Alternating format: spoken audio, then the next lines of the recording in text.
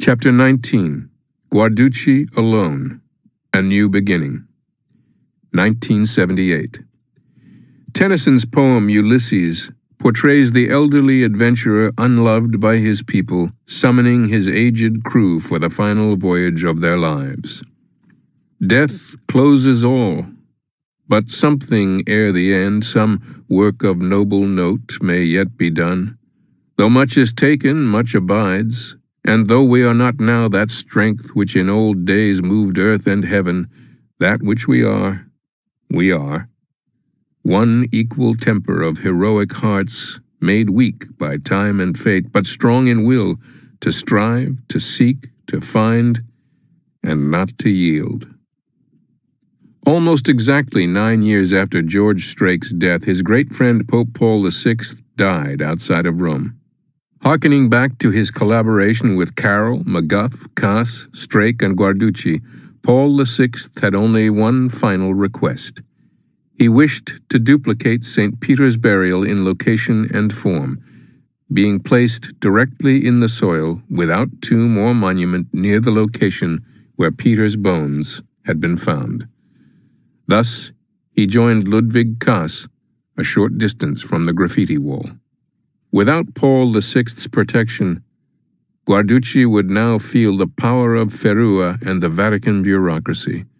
Blunt, without tact, a remarkable scientist but a terrible politician, Guarducci was an easy target. For his part, Ferrua, after 26 years of humiliation, was intent on a harsh and merciless revenge. Almost immediately, Ferrua fired Guarducci and excluded her from working on or even visiting the necropolis or the graffiti wall. After a short time, the bones that had been identified as Peter's were quietly removed from public view. Guarducci and the bones disappeared from all new Vatican publications. Vatican guides did not mention them or Guarducci. In effect, Ferrua and the Vatican antiquities bureaucracy overruled sub silentio Pope Paul VI's authentication of Guarducci's find. It was a bureaucratic sleight of hand worthy of the Medici, cruel and almost certain to eliminate Guarducci from any further Vatican involvement. When Guarducci or others wrote of her finds, they were greeted either with silence or ridicule, particularly by Ferrua. Yet this apparent end of aged Guarducci's brilliant career was in fact only a new beginning. She would strive, seek, find, and never yield. Truly, this rejection of her 25 years of work would have been enough to destroy any normal person. At the age of 76, she was fired and excluded like a criminal from access to the work she had poured her whole life into for more than 2 decades. Her work was denounced as the imaginary ramblings of an ignorant, pious woman. These denunciations came not from outsiders, but from leaders within the church she so deeply loved. It would be 12 years before she could speak publicly of the deep sadness and hurt inflicted upon her by those within the Vatican bureaucracy. But Guarducci was not broken or finished, even at 76. Ferrua apparently did not understand the immense strength of a determined woman. In fact, Guarducci would prove to be an Italian version of the unsinkable Molly Brown, another Annie Taylor. For Guarducci, her end was only a new beginning. Continuing to teach epigraphy and archaeology at La Sapienza University in Rome, Guarducci also repeatedly published or assisted with articles and books defending her finds. Each was met with a savage review attacking her by Ferrua or a surrogate. Vatican insiders, likely with Ferrua's approval, even secretly leaked Ferrua's own report, 117, and Ossa U. Graf, by giving journalist J.J. Benitez access to the secret archives of the Vatican Library. While they would not permit Benitez to copy the Osso, they did allow him to take notes. According to those notes, Ferrua's report contended, "No serious scientist has paid attention to the information of the pontiff, and the apostle could have been buried anywhere, and even as Roman law for criminals, thrown in the Tiber or buried in a mass grave." The report further maintained that Pius XII had been deaf to his advisors when he made his 1949 public announcement that they had found Peter's bones following the leak by Camille Gianfara. Ferrua's report asserted that there was no scientific evidence to prove the bones Guarducci had found were Peter's. Paul VI was likewise deaf to his advisors. All of this had absolutely no effect on Guarducci's efforts or determination. Guarducci remained the moving force behind books defending her find, including The Bones of St. Peter by John Evangelist Walsh, published in 1982. However, Ferua's power inside the Vatican more than trumped her campaign. The bones remained obscured in storage, while Guarducci remained a Vatican non-person, wholly excluded from the necropolis. Ferua periodically led or inspired attacks in which adherents or secularists claimed the bones were a church-orchestrated fraud, laughable to all experts. The articles relied either on ridicule, for example focusing on the animal bones found with the graffiti wall bones, or on mistaken facts, such as confusing the discredited Ferua bones with those discovered by Guarducci from the graffiti wall. Meanwhile, a significant new piece of evidence emerged from an unlikely discipline: architecture. The Romans are often called history's greatest engineers. When Constantine's engineers built the original St. Peter's and the original marble box enclosing the trophy of Gaius, the graffiti wall no longer served any architectural or engineering purpose. It could easily have been removed. Yet, they chose to leave the graffiti wall intact, enclosing it within Constantine's monument. This oddity created an inexplicable and maddening imperfection in an otherwise typically Roman symmetrical structure. Leaving the graffiti wall in place for no apparent engineering reason required that Constantine's architects move their marble box off-center by 18 inches, the width of the graffiti wall. For hundreds of years, this inexplicable imperfection had been noted with no ready explanation. Really, the only possible explanation is that the 4th century engineers knew that something very important was contained within the graffiti wall. 1990. Guarducci builds her reputation. The age of the great ideological tyrannies in Europe melted in Italy into the age of Fellini, of Gucci, Valentino, Fendi, and Prada. In a stark symbol of the new age of materialism, the fashion house Fendi would acquire Mussolini's masterpiece of fascist architecture in Rome, turning it into their headquarters. Handbags and shoes would replace the fasces and portraits of Il Duce. As the churches emptied and a deep, skeptical, secular materialism spread throughout Europe, Guarducci herself became living history, an ancient relic from a different age. Excluded from her work in the Vatican, she moved to other places and sites not controlled by Ferua or his minions, where her genius was apparent. She authenticated ancient objects and discredited others as forgeries. Among other things, she was deeply involved in discrediting as a fake the so-called Praenesti fibula, a golden brooch said to bear the earliest Latin inscription. This remains a heavily debated issue. The case of the Black Madonnas. She additionally and simultaneously solved 2 great mysteries relating to the earliest known image of Jesus' mother, Mary. The first, predating AD 438, was known to history as the Madonna Hodegetria. The legendary icon remained in Constantinople for more than 1,000 years. Since at least the 5th century, this icon of the Madonna and Child was venerated in the Hagia Sophia in Constantinople, the principal church of the Eastern Empire. The vast cathedral, rebuilt twice because of earthquakes, was finally completed in 537 and served for nearly 1,000 years as the centerpiece of the Eastern Roman Empire and the Greek Orthodox Church.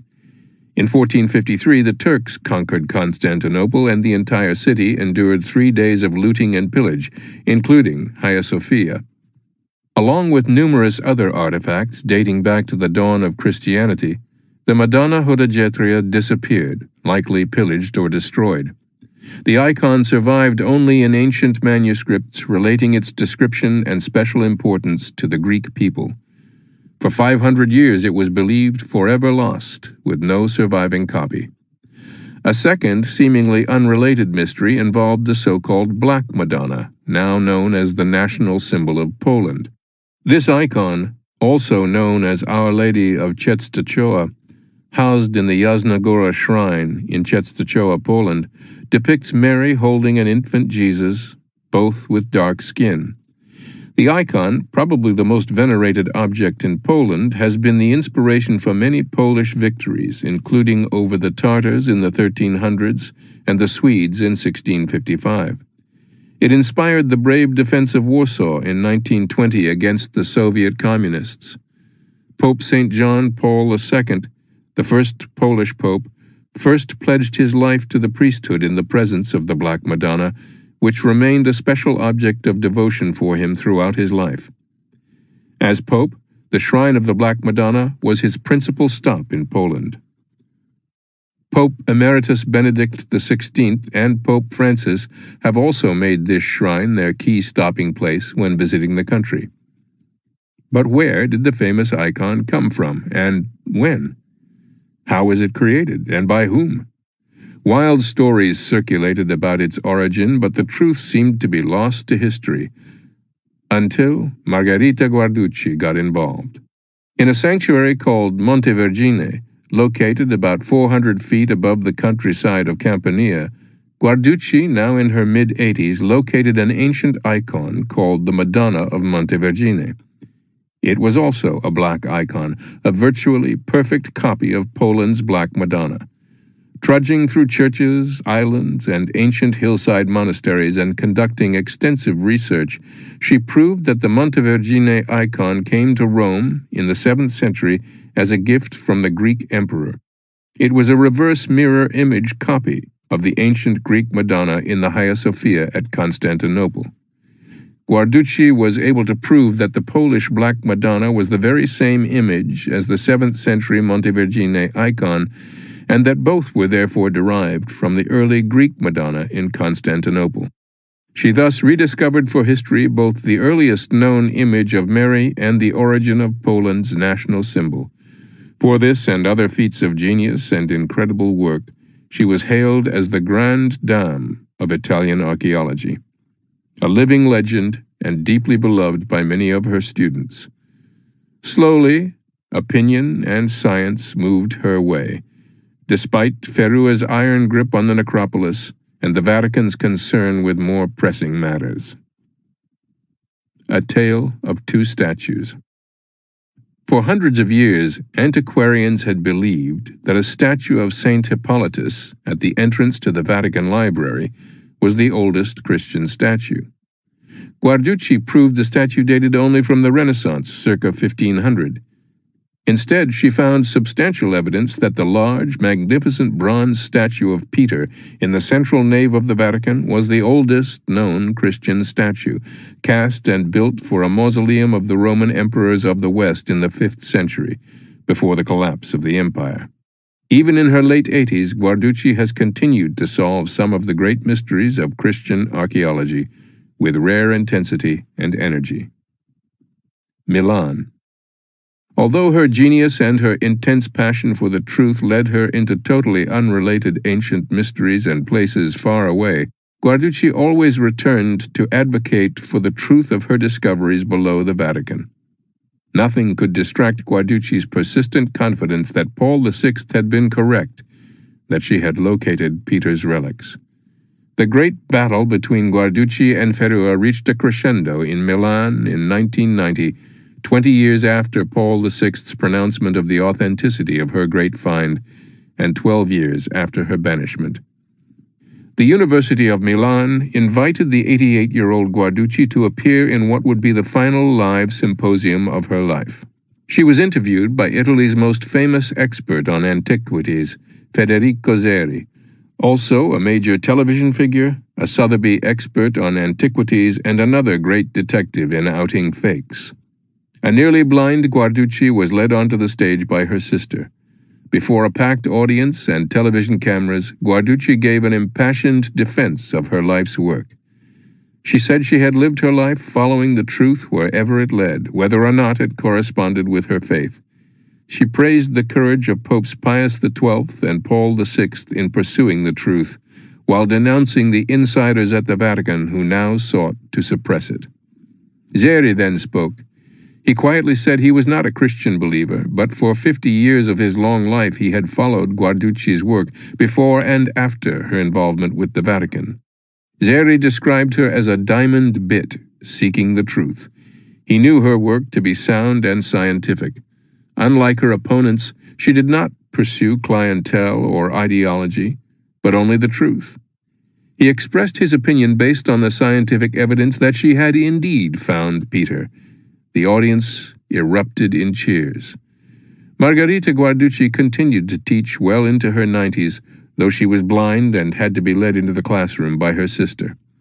She would recite by heart the ancient Greek inscriptions and texts she had found as long ago as her excavations in the 1920s in Crete. She would also recite by heart many of the Christian inscriptions she found during the Peter excavations. Guarducci would often move her hands in the form of the inscriptions, as if remembering when she first encountered them 40 to 60 years before. Although blind, she saw them again in her mind's eye, as she had long ago found them. In 1995, at the age of 93, she published her final great defense of her discoveries under the Vatican. Although she was now aged and gray, the last pictures of her show the same detached half-smile of amusement, the same strand of pearls around her neck. When her eyesight vanished entirely after her many years in the gray darkness of Crete and the Vatican, she stayed home with her sister at her apartment in Rome. She did not live to see the new millennium. On September 2nd, 1999, she died and was buried in a cemetery in Rome, a short distance from Dr. Correnti, the anthropologist who had debunked the Ferrua bones and authenticated the graffiti wall bones. The Vatican took no official notice of any kind of her death. Chapter 20. Return of the Apostle. Ferrua's triumph appeared complete and permanent. Anyone else with direct knowledge of the excavations, Popes Pius XII and Paul VI, Carroll, McGuff, Cass, Strake, and Correnti, had died. Only Ferrua remained, and he held the highest position on matters relating to Vatican antiquities. Despite scientific evidence, Guarducci's persistent and eloquent defense of her finds, and Paul VI's endorsement, the graffiti wall bones remained in storage in a papal chapel. The bones went unmentioned by the Vatican guides. Pope John Paul II was the first non-Italian pope in 4 centuries. Unlike Pius XII and Paul VI, he was not a Vatican insider. Deeply preoccupied with the struggles of communism in the East and secularism in the West, he did not share the keen interest of Pius XII and Paul VI in archaeology. While John Paul was a deeply inspirational figure for the world and clearly a man for the ages, there is no evidence that the history or working of the Vatican structures themselves held much interest for him. As head of Vatican antiquities, Ferrua held all the cards, and there were not even any other players left at the table. It appeared that the graffiti wall bones would once again be wholly forgotten. In 2003, Ferrua died and was buried at his request and as an honor in the necropolis below the Vatican, close to where his excavations began 63 years earlier. Ferrua and Ludwig Cass are believed to be the only priests resting in the necropolis, surrounded by many popes and royal persons, as well as the remains of many hundred ancient Romans. Ferrua was honored by numerous articles, particularly from the secular press, as a hero who prevented the Church from laughably presenting the bones of mice and animals as relics of St. Peter. Further articles challenged the existence of Peter or expressed doubt that he had ever come to Rome at all. At the time of Ferrua's death, several articles once again viciously ridiculed Guarducci and her find. Over time, following Ferrua's death, Vatican publications, which had previously ignored Guarducci's great work and failed to mention her at all, began to include mentions of her work, describing it as controversial. It was a definite, although limited, promotion from non-person. June 2009. With the election of Pope Benedict XVI came a resurgence of serious study of the origin of the gravesites of Peter and Paul, both of whom were executed in Rome by Nero. On June 28, 2009, Pope Benedict confirmed that the gravesite of Paul on the port road to Ostia, the place of his beheading, outside the walls of Rome, was authentic. Carbon dating of the bones in Paul's tomb proved they were from the 1st century, confirming them as Paul's authentic remains. Peter's turn would come next. March 2013. Although both Ferrua and Guarducci were gone, they each continued to have passionately committed advocates. In March 2013, following the retirement of Benedict XVI, Cardinal Jorge Bergoglio was elected pope, taking the name Francis. Within a short time after his election, Francis knelt and prayed in the necropolis at the location of Peter's purported grave at the graffiti wall. He then continued a detailed review of all the evidence gathered by Ferrua, Guarducci, Correnti, and retained experts. Much of that evidence 50 years old or even older. The review apparently had been initiated by his predecessor, Benedict. After this review, at a papal mass in Vatican Square on November 24, 2013, marking the end of the Year of Faith, Pope Francis displayed the graffiti wall bones. Clutching them to himself in a case, he announced to the large crowd and the world that these were indeed Peter's relics. A few days later, on December 5, 2013, Pope Francis, in a public ceremony, returned the bones to public display in the niche in the graffiti wall where they had been found more than 70 years before. He once again placed the full weight of the Catholic Church behind their authenticity as Peter's relics. He became the third pope to affirm Peter's burial on Vatican Hill and thus, in essence, Peter's presence and martyrdom in Rome. The bones remain today on public display in the graffiti wall under the Vatican, accessible through a public entrance off Vatican Square. In the view of the Church, the Apostles' relics have returned home to their proper place near the site where the Apostle gave up his life for his belief in Christ.